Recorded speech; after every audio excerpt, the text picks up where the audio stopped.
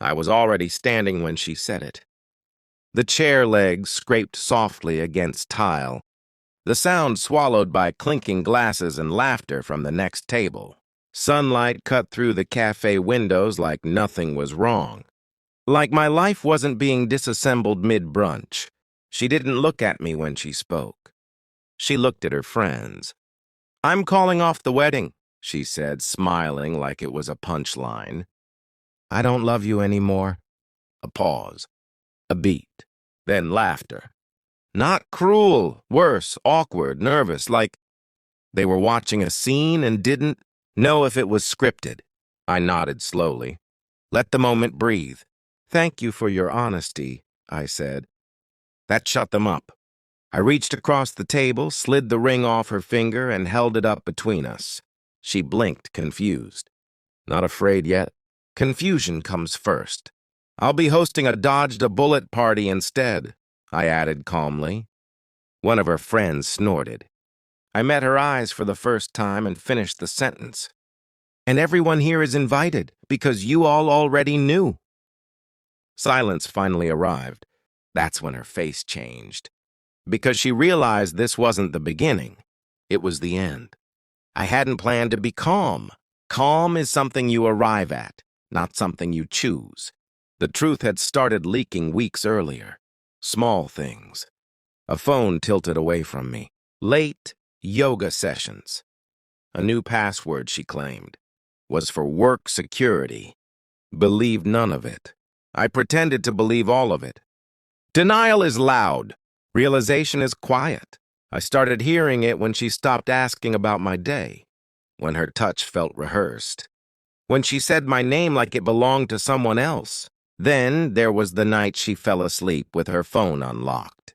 I didn't read messages. I didn't need to. All I needed was the name saved as a woman. I memorized the number instead. People think betrayal announces itself with drama. It doesn't. It slips in wearing routine, wearing trust. She still planned the wedding. Still talked about centerpieces. Still argued about guest lists. And still loved someone else. That's when I stopped being her fiancé and became an observer. I didn't confront her. I didn't cry. I watched. I listened. I documented, because emotion clouds judgment. And I wanted clarity. I moved through my days like nothing was wrong. That's the part people don't understand.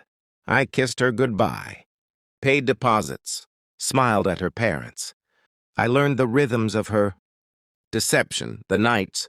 She'd shower immediately after coming home, the way she'd hum when she was lying, the predictable times she'd step outside to take a call. I pulled phone records, matched times, tracked patterns. I didn't need proof for myself. I needed it for the moment. There was one afternoon I followed her, not closely, not dramatically. Just enough to see her walk into a hotel lobby she had no reason to be in. She didn't look back. That hurt more than anything. Not the cheating, the certainty. That night I booked the brunch. Her favorite place. Her friends, public, safe. Safe for me. She thought she was ending it on her terms. She had no idea she was walking into a controlled demolition. The confirmation arrived 3 days before brunch. An email. Clean. Clinical. Undeniable. Photos, timelines, names. I read it once. Then again.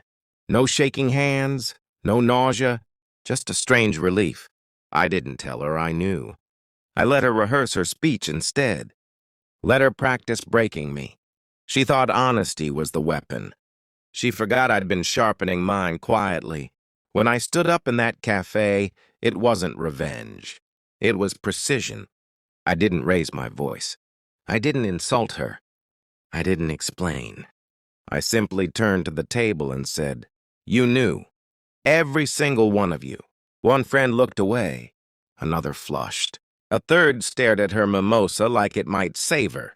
My ex reached for my arm. I stepped back. "I have the messages," I added. The hotel records. The timeline. Her mouth opened, closed. I smiled, not at her, but at the silence. "You weren't brave. I finished. You were late. I placed the ring in my pocket. Then I paid the bill. Because control isn't loud. It's complete. I left her there. Didn't watch her cry. Didn't listen to excuses. Didn't stay for the fallout. I'd already lived through it privately. Outside, the air felt sharper, cleaner. People passed me unaware. Life continued, indifferent and relentless. That's the part no one warns you about. Vindication isn't joy. It's clarity. I didn't win her back. I didn't ruin her life. I didn't need to. I walked away with something better than closure. I walked away unburdened.